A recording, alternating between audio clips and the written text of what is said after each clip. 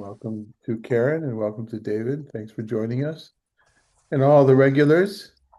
Uh, a new mini course, a new yet old field of looking at women in our literature. And lest you say, but the New Testament is not our literature, well, one could debate it because, especially in the early generations, these were Jews who were creating this literature. And while we have the New Testament from a period far beyond or beyond the time when it was self-identified Jews were organizing things. That's not true. You know what? It's a little bit blurry. It used to be that people would say there was a time when Christianity split off from Judaism. But as far as I can tell in scholarship today, that's not the most up-to-date view. Um, there was a time, maybe it was 100 years, maybe it was 200 years, where it was very, very blurry, very fuzzy, the difference between Judaism and Christianity. There were Jews that believed in Jesus as Messiah, Jesus as Son of God, but didn't break away from Judaism. And anybody who has read through the Acts of the Apostles know that it was a slow process during Paul's time to expand the religion from the epicenter in Jerusalem to to the diaspora.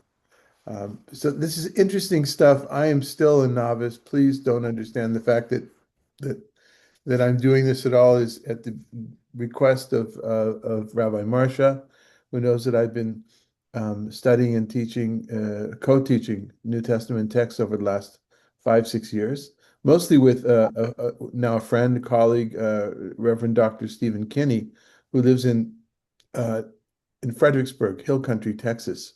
And I know him for many years through a cousin of mine. Um, and we began teaching, I think, even during the pandemic. So we've been at it for a while, alternating between New Testament texts, and we did some biblical texts. For one summer, we did Talmud, and now we're doing the book of Tobit, as I mentioned to the group when we were doing the women of Tobit. Um, and so please don't accept anything I say as authoritative here on New Testament studies. As I say, I'm still a novice, but it shouldn't stop us from looking at this. And here's if you're not used to reading the Gospels or other New Testament texts, we're gonna stay mostly in the Gospels for today and next week. Um, just try to keep an open mind. In other words, um, read it with the understanding that you're going to need to read it, and you will be reading it many other times in the future if you want to really get the message and involved.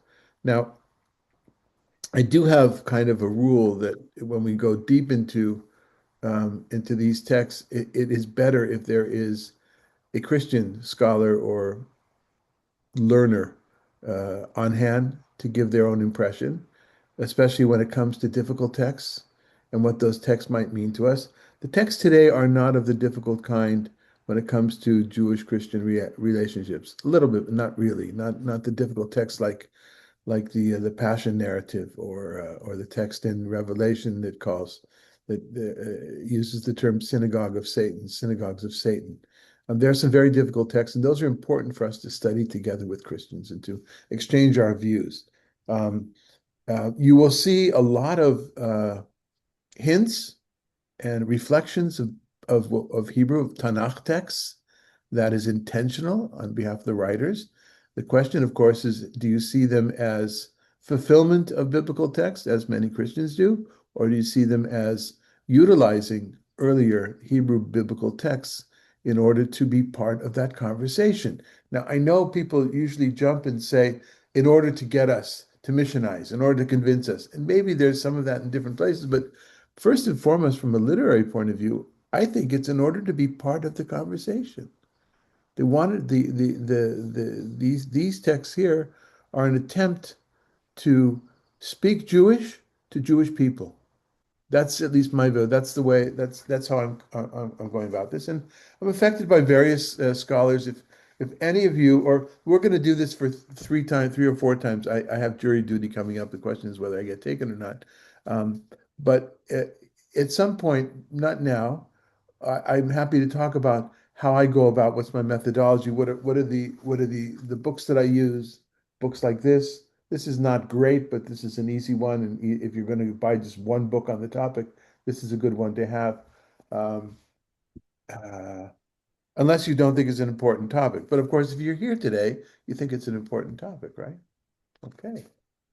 All right, then. Any questions or comments before we begin? Or I'm sorry, even summing up kind of what we did over the last 6 weeks beforehand with the women of the Apocrypha.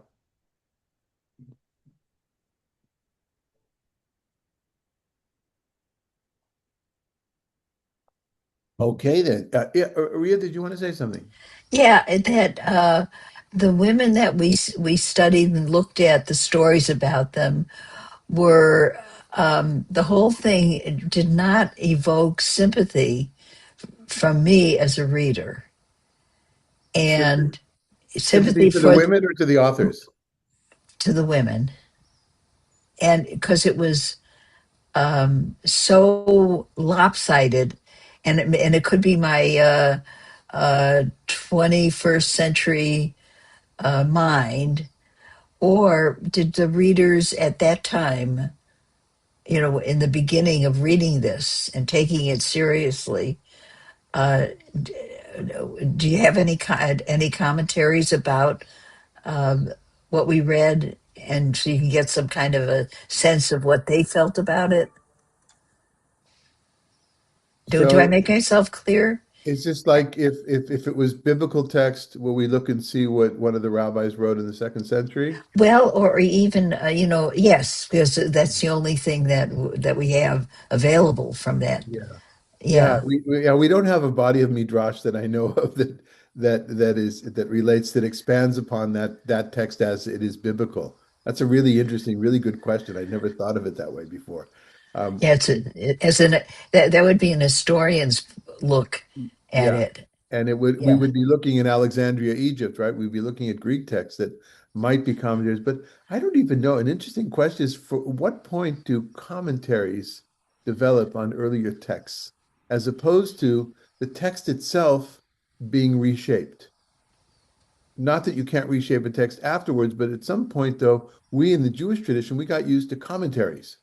And it begins in rabbinic literature with the midrashim of the Tanaim, midrashay Tanaim, like Mechilta and Sifra, which are the earliest forms around the time, reflecting the traditions from the time of the Mishnah, from the first 2 centuries of the Common Era. And they're organized according to the order of the text of the Torah, right?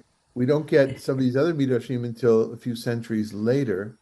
And we don't get commentaries per se until the Middle Ages, until, let's say, Sadia Gaon. I think that's ninth century. So towards the end of the first millennium, beginning of the second, there's a midrash, an interesting midrash called Midrash Mishlei, which I don't know enough about, and I kind of set out to learn more about it as we studied Mishlei, the book of Proverbs, on Wednesdays. The group, some of you were in that group, and so I regret not, it's a tension between finishing the biblical text or going deep into a particular midrash. This midrash has been pointed out by some to be kind of um, um, uh, a milestone of sort. Is kind of at the end of the midrashic period and the beginning of a commentary, play-by-play commentary. But I don't know. Anyway, so I don't think so. The earliest Jewish commentaries we'd have on the apocryphal literature would be in the late 19th century. I think when the study of Judaism, and of course that's not modern what you're looking for. That's not.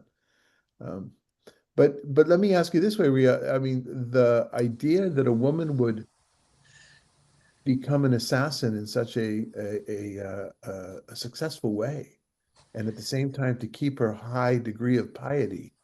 I know that that's not what you're looking for in life. no, but any of this, so that I don't know how literate people were at that time when these things were first written. So was it available to what population was it available?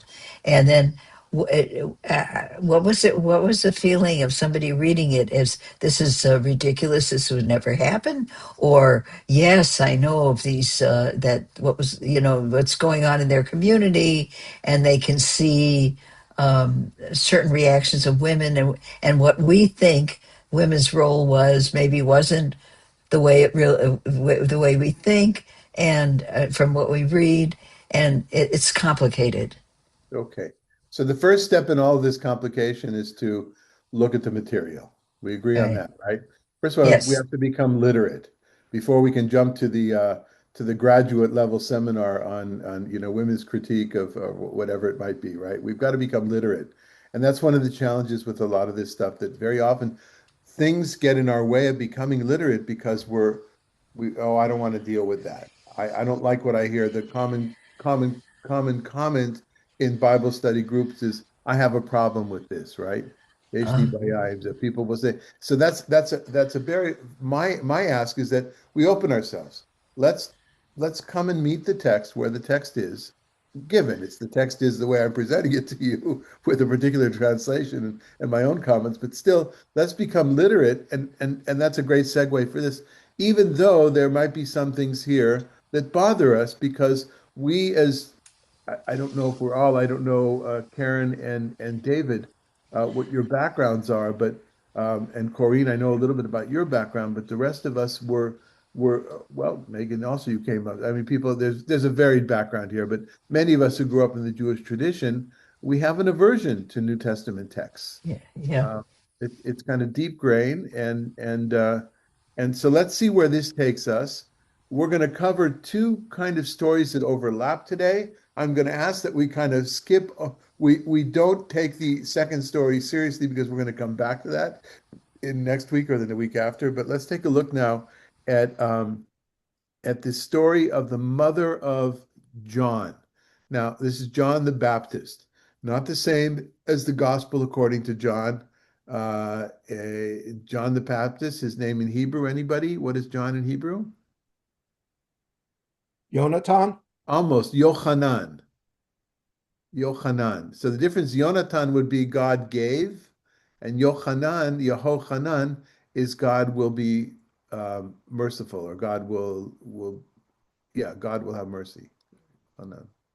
God will, yeah, compassion. Okay. So, James, you want to start us off on this is from almost the beginning of the book of the Gospel according to Luke. Okay. In the days of King Herod of Judah, there was a priest named Zachariah who belonged to the priestly order of Abijah. His wife was descended from the daughters of Aaron, and her name was Elizabeth. Both of them were righteous before God, living blamelessly according to all the commandments and regulations of the Lord. But they had no children because Elizabeth was barren and both were getting on in years. Once, when she was serving as priest before God's during his section turn of duty, he was chosen by Lot, according to the custom of the priesthood, to enter the sanctuary of the Lord to offer incense. Now, at the time of the incense offering, the whole assembly of people was praying outside. Then there appeared to him an angel of the Lord, standing at the right side of the altar of incense. When Zacharias saw him, he was terrified, and fear overwhelmed him. But the angel said to him, "Do not be afraid, Zachariah, for your prayers have been heard. Your wife Elizabeth will bear you a son, and you will name him John. You will have joy and gladness, and many will rejoice at birth, for he will be great in the sight of the Lord. He must never drink wine or strong drink. Even before birth, he will be filled with the Holy Spirit. He will turn many of the people of Israel to the Lord their God. With the spirit and power of Elijah, he will go before him to turn the heads of the parents to their children, and this obedient to the wisdom of the righteous, to make many a people prepared for the Lord. Zacharias said to the angel, how can I know that this will happen? For I am an old man, and my wife is getting on in years. The angel replied, I am Gabriel. I stand in the presence of God, and I have been sent to speak to you and to bring you this good news. But now, because you did not believe in my words, which will be fulfilled in their time, you will become mute, unable to speak until the day these things occur. Okay, let's take a break now. Initial reactions, folks. Assuming that this is new for most people, I'm guessing, right? Yeah. There sounds like parts from other stories here, like a little bit like Abraham and Sarah, a little bit like the birth of Samuel. Uh, so yeah, I that kind of caught me. I saw. Excellent. So if we're talking about uh, echoes, echoes of earlier biblical literature, of Hebrew biblical literature, um, I think there's at least, I think I found at least five here. There's probably more. The first thing is that she's like many women of biblical superheroes, right? She's barren. And as I've shared with you before, I know I've shared it with you because I share it with almost every group. As my good friend and teacher, Yair Zakovich, Professor Yair Zakovich used to say, if you want to be famous in the Hebrew Bible, make sure your mother was barren before you were born. And that's how this. So she's part of the biblical tradition. So this part focuses on Elizabeth. By the way, the name Elizabeth in Hebrew, anybody? Elisheva. Elisheva is Aaron's wife. Elisheva of Torah Aaron, right? Moses' brother, Moses' sister-in-law. Okay. And so very, very biblical names here, very, very Torah names. They're both part of the house of the Kohanim, so which means that at least they're thought to be an elevated stature, an elevated caste. I know we don't like to use that word with our own tradition, but that's what it is. That's what it was. Okay, so she's barren, getting on years, very much not just like Sarah, but like Hannah and like um, Rivka before she gives to the two sons, and Rachel, and I mean, who else do we have? Ruth in a way is barren because she's not with a man. There's variations of that. Anyway, okay, so she's in that tradition. Um, the story of the angel of the Lord. So you rightly felt, James, that there was some echoes of the birth of Samuel here, and there will be going forward as well. But this one is particular. The way this is spelled out here is actually reminiscent of another pre-birth story. Anybody? Well, Isaac also with the angels. The I oh yeah, fair. So the angel. Yeah, I hadn't thought of that. The angels, Gabriel here, three angels there. Yes, Megan. Samson? Exactly. Yeah, that's what. Yeah. Yeah. Yeah, this is very, very similar to that whole story there, and that mysterious man that they meet. Um, another reference here is to Elijah, and so there's the stories of Elijah in the end of 1 Kings, beginning of 2 Kings, but there's a reference to Elijah in the end of the book of Malachi. And in that reference, it's exact. That text is quoted here. V'heshiv lev avot al banim v'lev banim al avotam. It's the Haftarah of Shabbat Hagadol for those of you that know. It's a kind of a very it's this idea that Elijah will be a harbinger of the messianic times, and in that time he will cause children to come closer to their parents, parents closer to their children. Hmm. So that's in Malachi, the end of chapter of the end of the book, at the end of the third chapter. And one more here is not one more, but it's the same as I am an old man and my wife is getting on in years. That's a direct quote from Abraham, right? Well, also, is it uh, uh, from Jacob when he stands in front of Pharaoh? Like he talks Mhm. about being an old man. Yeah, the difference is that Jacob has sons, Right. right? And this is part. Okay, so all this, so you can feel that this literature is steeped in the TaNaKh, right?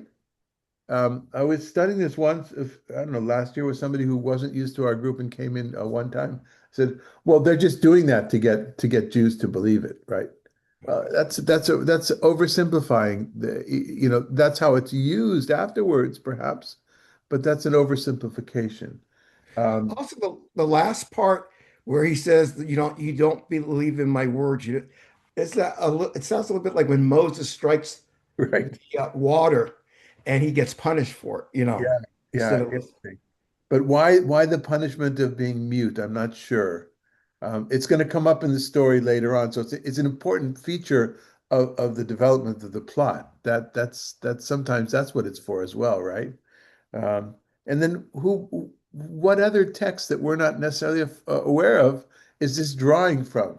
One of the lessons from the apocryphal literature and the connections between the apocryphal literature and the New Testament is that often you find a New Testament verse or passage draws its inspiration from one of the apocryphal books, and which, if we don't study that, we wouldn't know that that's part of Jewish literature. That's also the same phenomena as drawing directly from the TaNaKh, as we see. Okay. Anything else on this section before we go on? Okay, Susan, would you like to read today? We're at verse 24, everybody. Yes. After those days, his wife Elizabeth conceived, and for 5 months she remained in seclusion.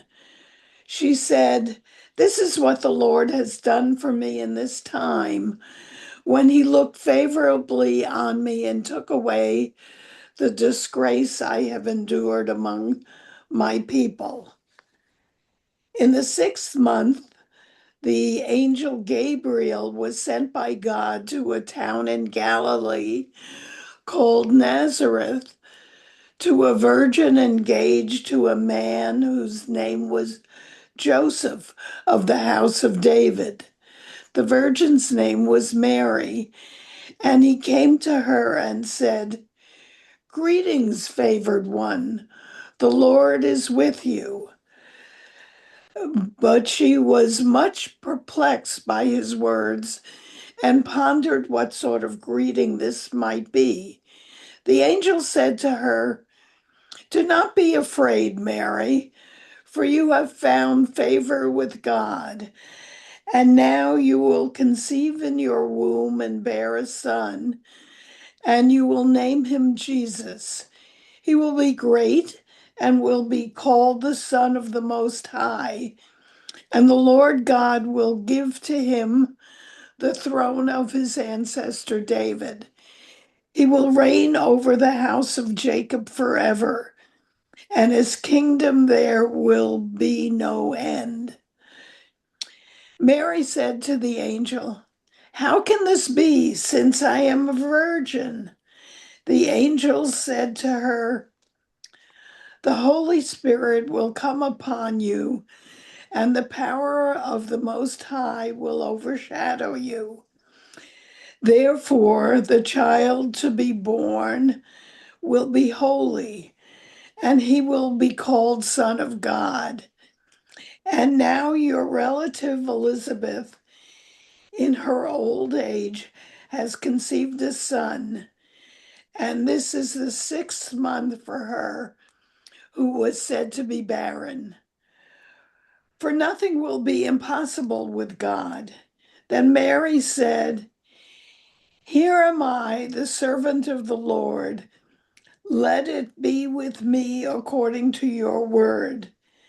Then the angel departed from her. Okay, let's take a break here. Any, anything reminiscent of A little bit similar here. This is not the story that I want to focus on today. We'll come back to it, of course, and we'll deal with this virgin birth and this promise of virgin birth. But one thing is that the angels are in direct contact, speaking back and forth to the characters. Did you notice that both in Yeah. all these in both these sections? And that's not something which is from the early biblical literature so much. The biblical the angelic figures in the TaNaKh are, an earlier part of the TaNaKh, are more they're more distant. They're put off. So, for instance, in the story you mentioned, James, of the angels that come to visit Avram and Sarai, that maybe it's Avram and Sarai. I don't remember if it's before or after the name change. They At the first we think that they're men, right? And it's only after we see it's God's presence. So there's a distance there. Other angels that in the wilderness, there's a presence of an angel which is not a personal angel. Is the story of Samson, his parents. It's a mysterious man, and then it becomes evident to them that he's an angel. But it's not a named angel speaking directly. Other examples of angels, David after the census. There's a few, but they're not. It's not. When do we have this particular a named angel speaking? Anybody? When do we first meet angels with names that are speaking to biblical characters? It's something we did. A hint. Something some of us did together about 6 years ago. It's Daniel in the book of Daniel. Daniel. Yeah, Yeah. the book of Daniel. Yeah. There you have angels speaking to Daniel. So that's a later development in angelology, and there's a whole Torah of angelology that I'm not an expert in. Um, uh, okay. Um, so I want to set aside Mary for now, other than she's being brought in to compare. We're meant to contrast these two women, Elizabeth on one side, Mary on the other side, the younger. Um, What do we learn from a woman's point of view, Ria? I'm going to ask you that question specifically, but anybody can answer it. What, from a woman's point of view? Yeah. Um, that that Mary is young, engaged.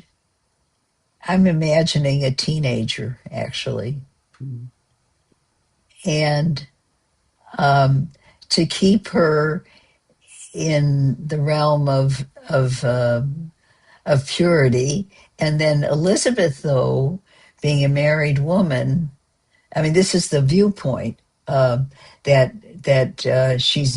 she's viewed it within the context of marriage, and that the both of them, which is the first time that I've heard about where her husband and she could not conceive. Is that correct? It's hard to know here. Yeah, that's a linguistic that we'd have to delve into the language here to see when it says that she's barren, that's blaming her. But when he admits that we're both old, that kind of sounds like, and Abraham also kind of admits that. But yeah, you are right. Usually the blame is put on the woman, of course, right? In the man's war. Yeah, I don't. I would have to But look. there's a need to keep the mother of this whoever's going to be born in within a purity state. Hmm. Okay, got it. Good. Um, any other comments before we move on? So we're going to do the next one. We may skip over the one after the poem, the prayer afterwards, but let's at least do this part, because really our topic is Elizabeth. The topic today began as the women in the life of John the Baptizer, and once upon a called Baptist. Lately, I see that in all the literature it's John the Baptizer, um, and and of course in my preparation. Galashti, it spilled over into Mary because that's the consecutive passage here. I wanted you to get a flavor for the. Oh, by the way, if anybody really wants to get it, just pick up a Bible or look online and read through it for literacy's sake. Anyway, let's go to 39 now. Yes, Eileen. Well, I just found it interesting that Mary, she didn't question the angel, Hmm. whereas the husband, Zechariah, questioned the angel.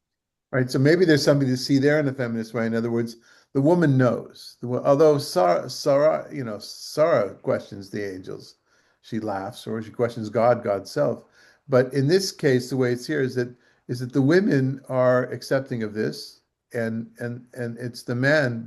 In the second state, there's no man present that we meet. We don't meet a man here. Is the opposition? Yeah. So maybe this way of lifting up character of women. Let's find out. Eileen, why don't you continue 39? In those days, Mary set out and went with haste to a Judean town in the hill country, where she entered the house of Zechariah and greeted Elizabeth. When Elizabeth heard Mary's greeting, the child leaped into her womb, and Elizabeth was filled with the Holy Spirit and exclaimed with a loud cry, "Blessed are you among women, and blessed is the fruit of your womb. And why has this happened to me, that the mother of my Lord comes to me? For as soon as I hear the sound of your greeting, the child in my womb leaped for joy, and blessed is she who believed that there would be a fulfillment of what was spoken to her by the Lord." Hey, so this is more of a woman's this now we're in a woman's world, right? We feel like this. This is women talking amongst themselves. We men are privy to this very intimate conversation. The situation is reminiscent. Any ring a bell? Anybody? The situation itself?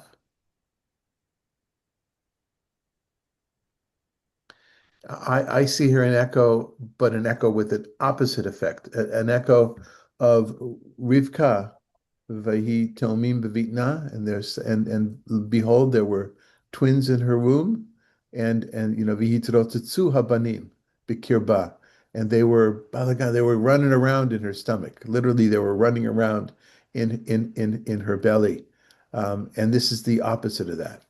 Instead of this commotion that she felt of the two that would compete. No, there's a oneness here, and there's a leaping of joy because this baby that will be born will himself be the Elijah, the harbinger of the Messiah, right? Of the word, of the good word.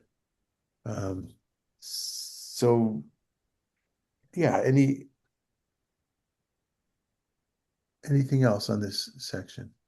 Well, Rabbi, I watched The Chosen. I don't know if you watched that Oh, I TV. did. Should I? Is it worthwhile? It is. And actually, I think what was unique, I was want to get your they really do a good job about Jews. I think is one of the best portrayal of ancient Jews and how they think and how much how Jewish Jesus was in the whole group.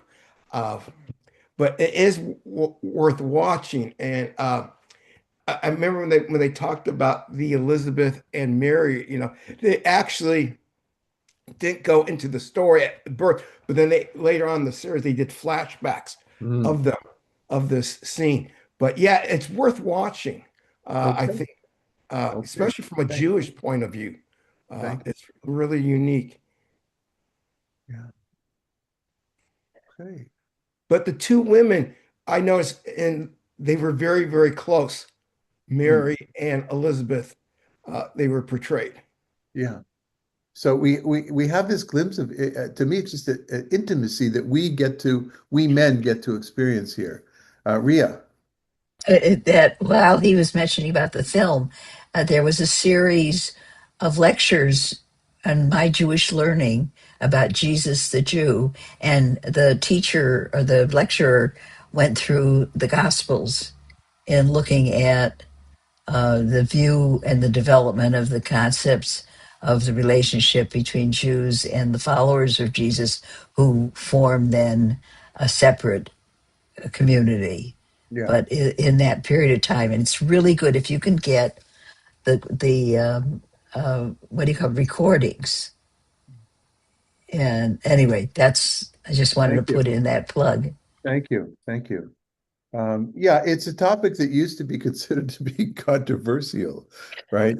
I giggle every time I hear when somebody says, Jesus was a Jew. Oh, really? You don't say. I mean, the whole thing is Yeah, and yes, you do find some levels and some groups within Christianity that have an issue with that and seeing it that way. Others that seem, yeah, yeah. We should leave some of this. So we're still at the first level of our study together. First level, we should maybe put these, put it on the board, write it on the whiteboard, as you the two of you just didn't things to look into. But yes, there's everything about this. Yes, and so is Paul. And Paul's struggle or Paul's life project is freeing this idea of Jesus's teachings to from the Jewish context into the world of the diaspora as well, into the Gentile world, and the tension that caused, the real tension that one finds when one looks through the studies in closely the Acts of the Apostles. By the way, Luke and Acts are thought to be the same author. This particular gospel, in general, the gospels, four gospels that you've probably heard of. Three are called the synoptic gospels, that is Mark and Matthew and Luke.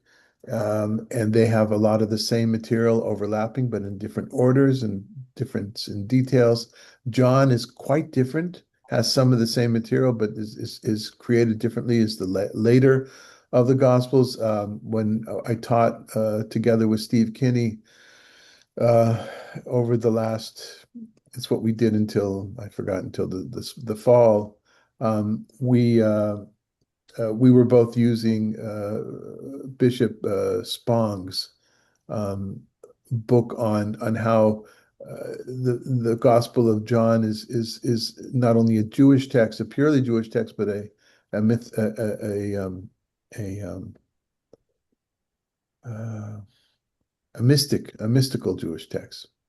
Anyway, um, yeah, I think we're going to skip over the next part, which is indicative of if you turn to 46, there, I think most manuscripts have this here, and Mary said, and this is known as a Magnificat of Mary, and but there's also manuscriptural evidence that it's Elizabeth who said this, which is why I thought I left the poem originally, but I think we've had enough there. I think we'll move on to just the 56, if you can continue, Eileen, reading 56 and 57, or actually 56 to the very end of the story. And Mary remained with her about 3 months and then returned to her home. Now the time came for Elizabeth to give birth, and she bore a son. Her neighbors and relatives heard that the Lord had shown his great mercy to her, and they rejoiced with her. On the 8th day, they came to circumcise the child, and they were going to name him Zechariah after his father. But his mother said, "No, he is to be called John." They said to her, "None of your relatives has this name." Then they began motioning to his father to find out what name he wanted to give him. He asked for a writing tablet and wrote his name is John, and all of them were amazed. Immediately his mouth was opened and his tongue freed, and he began to speak, praising God. Fear came from over all their neighbors, and all these things were talked about throughout the entire hill country of Judea. All who heard them pondered them and said, "What then will this child become?" For indeed the hand of the Lord was with him. Okay. Want me to continue? No, I think that we'll take a break now just to sum up this. Uh, we see a strong-willed woman here, right? She's not the only. We do have cases in the TaNaKh where the woman gives even though the man is usually the name giver, the woman does give from time to time, both in the Torah and other places as well. But then he ascertains. So is that a put down? Is that would not the story would we have not liked the story better had she said, and he said, something else, and just said, no, it's going to be John. Well, yeah, maybe we would have liked that better. But the fact that he follows her lead, what I choose to see here is he's following her lead. And of course, he was told by the angel And that releases him from his punishment of being mute. Um, yeah. Anything else? Okay, so one woman in John's life, John the Baptizer's life, his mother, we don't hear anything about her afterwards, as far as I know. But now we go to two other women in 2/3, but it's really two. Um, uh, Two other women in John the Baptizer's life, or perhaps we should say in his death. Um, so who's going to read? Magdalena, do you want to read a little bit? Sure. Okay, What's we're in number two, the Herodias, mother and yes. daughter. Yeah. So now we're Uh, in the gospel according to Mark. There are parallels in the synoptic gospels to this, and also in John, I think, to this scene. But this is the one, this is the juicier one, I think. This is the one I prefer. Go ahead. For Herod himself had sent men who arrested John, bound him, and put him in prison on account of Herodias, his brother Philip's wife, because Herod had married her. For John had been telling Herod, "It is not lawful for you to have your brother's wife." And Herodias had a grudge against him and wanted to kill him, but she could not. 24, 24 Herod uh, No, with No, the that's the 20, 20. 20 just For the verse. Herod feared John, sorry, knowing that he was a righteous and holy man, and he protected him. When he heard him, he was greatly perplexed, and yet he liked to listen to him. Okay, so now we're in now. Don't even try to follow the name Herod in New Testament literature. I think there are seven different individuals that when I checked, when I was dealing with this last year, seven different individuals who have the name Herod. There's Herod the Great, the one that we know most of, who is from Edomi background, according to rabbinic literature, kind of a convert into Judaism and suspect, but that whole family are kind of puppet kings and puppet rulers of the Romans in the land at that time. But so this is what doesn't matter which Herod this is right now, because the way the story is presented is that this is somebody who is in a position of power. And ironically, Herod's wife is Herodias, right? And we're going to see that's even more complicated in a bit with the name Herodias. But Herodias did not like, why did she not like John the Baptizer? Because he had admonished them on her marriage to him. She was first married to a brother. She married the brother, but that brother didn't die. So it's not the levirate marriage, right? So it's incestual. And John was outspoken about this, and so therefore she wanted to shut him up. I will say that I didn't know this story years ago when the Bible Museum opened in Washington, D.C. I went there with my friend Scotty, who's a museum guy.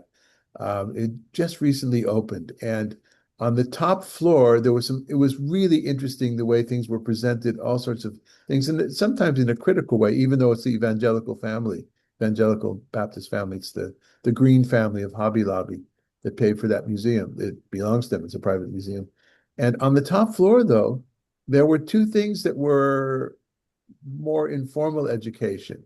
One was this village. You could visit this village in the Galilee where actors were walking around offering pita and olives uh, and praising Jesus as this guy who's been walking around doing miracles.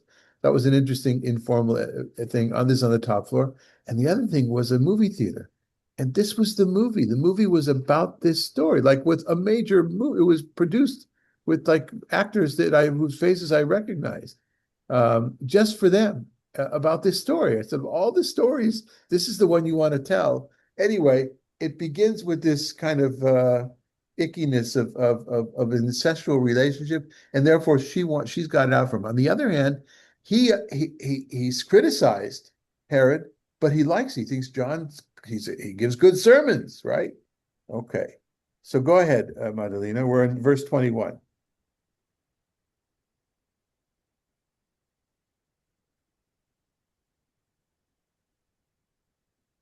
Is it me again? Yes. Yeah. But an opportunity came when Herod on his birthday gave a banquet for his courtiers and officers and for the leaders of Galilee.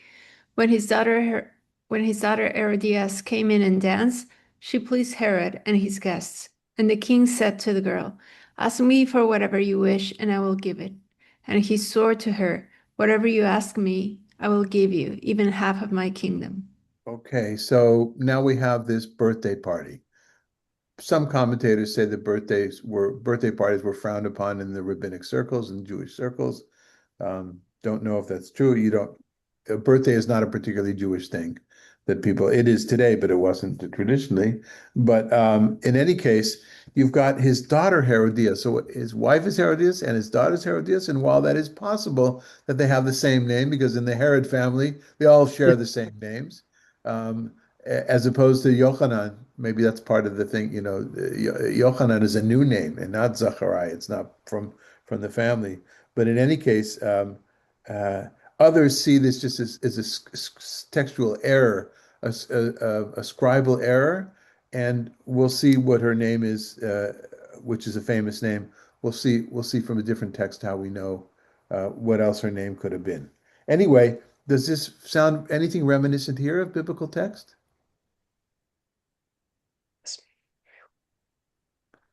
It sounds like Whatever you ask, I will give you even half my kingdom. Ad chatzia malchut.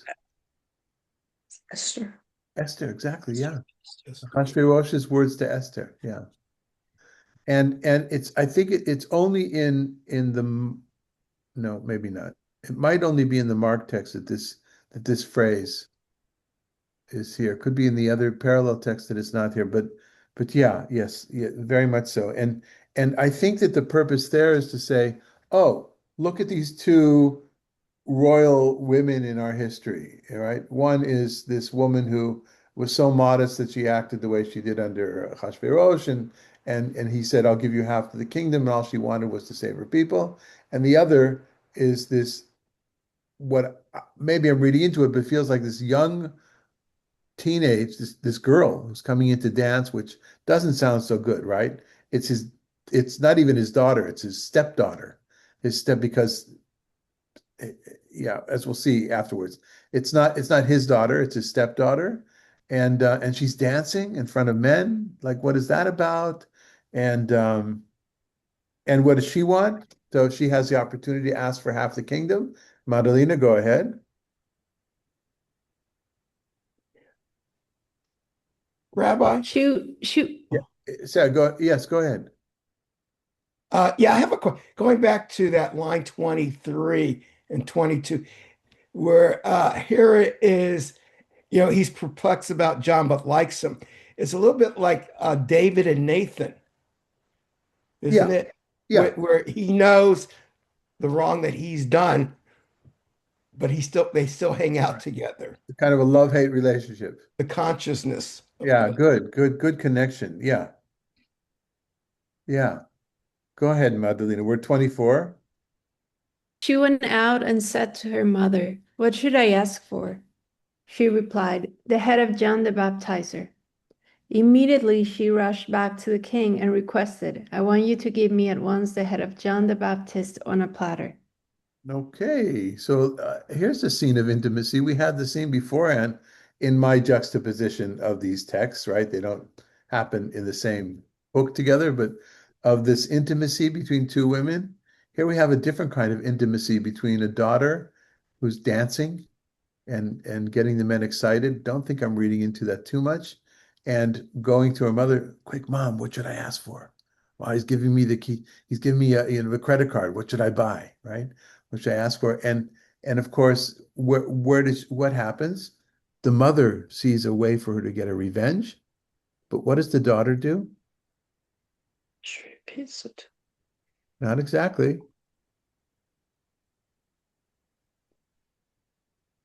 She adds the platter. That's pretty wicked. That's twisted, dude. Okay, man, it's one thing to send him out to the place where you cut off the heads. No, no, no. We want the head here on the platter with the rest of the meal. We want it here at this this feast that we're having where I'm dancing.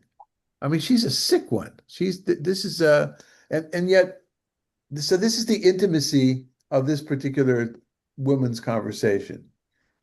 Ria, you're going to reserve the right to you're going to have something interesting to say about this. I know. Do you know this story, Ria? No, just what I mean, I've seen art Yeah. about this, but I really don't know. No. Do we think it's intentional, the scene here, an intentional reference to Judith and Holofernes? Maybe as a Uh, contrast? I don't know. I mean, you have various women like Deborah, the judge, was actually a soldier, and there were pretty horrible things that happened under her leadership. So, that this is not a new thing exactly. So So, first of all, just to set the record straight, Devorah is a leader and she inspires the army to go, but she herself, there's no deeds, and she sings right. about it.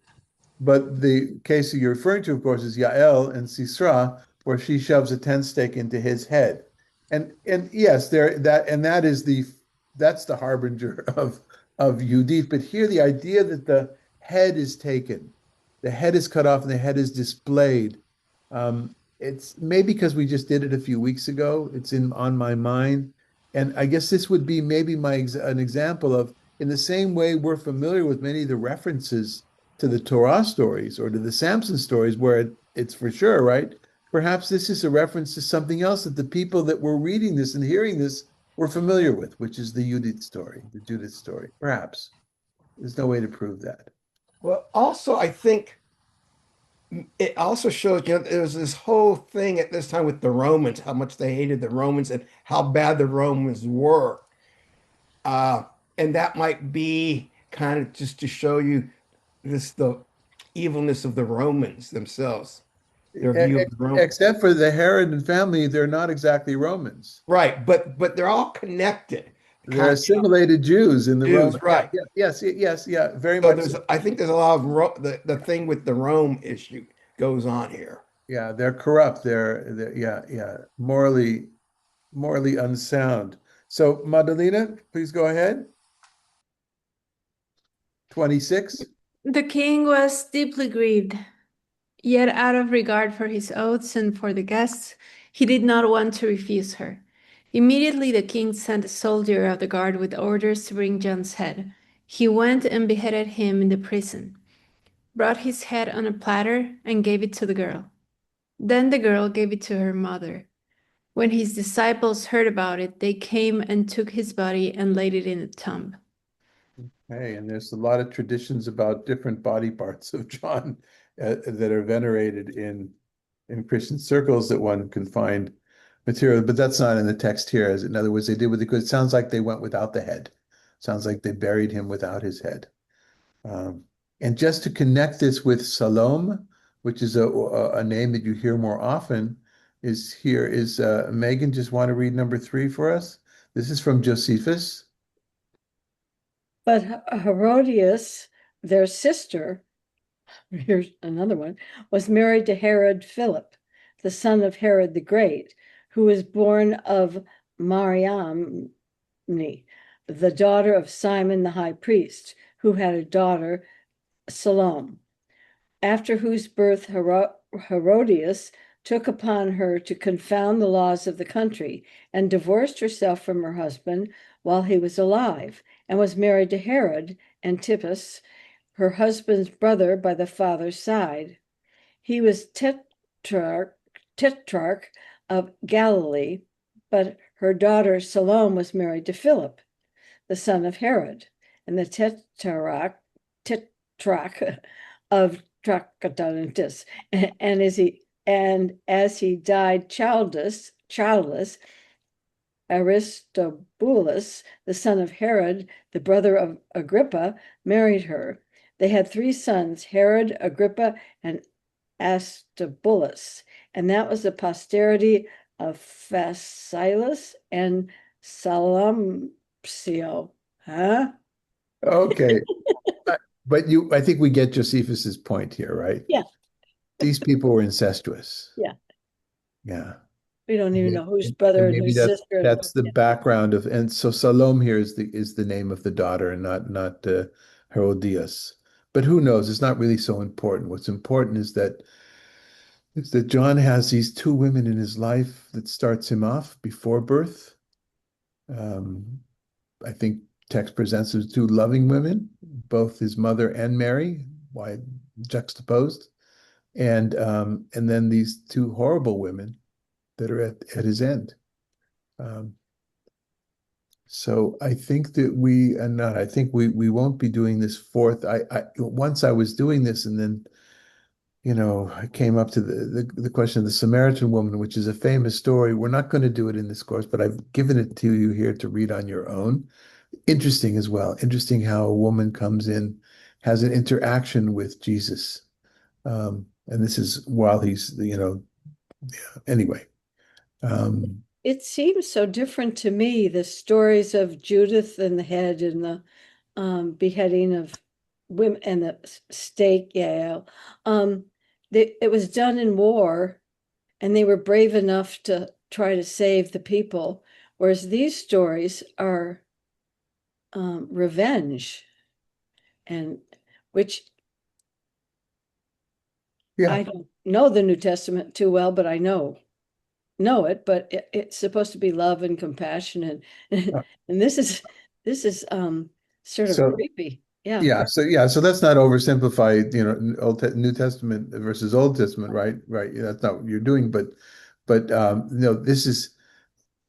this doesn't take away from the point of love and compassion if we were to take it as a body, because these are the people who are evil people. There's still evil people in the world. Right. Right. Okay.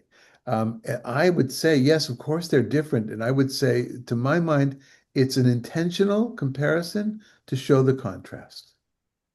Look what these women do on behalf of the people. Look what these women do on behalf of their depravity. I don't know if you could say on behalf of depravity or in their depravity. That's my take on this. Anything else before we sign off today, folks? Okay, well, thank you for joining us. I think next week I'll try to tackle on what's known as the Three Mary Challenge, the Three Marys. And we'll try to make a little bit of sense out of it. But please remember, everything we do here is just a drop in the bucket. It's the beginning of a conversation that you may or may not have with the texts that are sacred to so many people around us here, living in the United States and across the globe. And it's relatively easy to do this as opposed to looking at texts from the Quran or from Hindu literature or even Buddhist literature, which are a little, they're not as entertaining. This is narrative prose. Even some of it was poetry. It's far easier, and it's very close to our own traditions. But I think this is an important endeavor for all of us to further the goal of pluralism, of openness. And thank you for joining me. Thank you. Thank you. Bye-bye. Thank you, Rabbi. Thank you. Bye, Thank everyone. you. Bye-bye.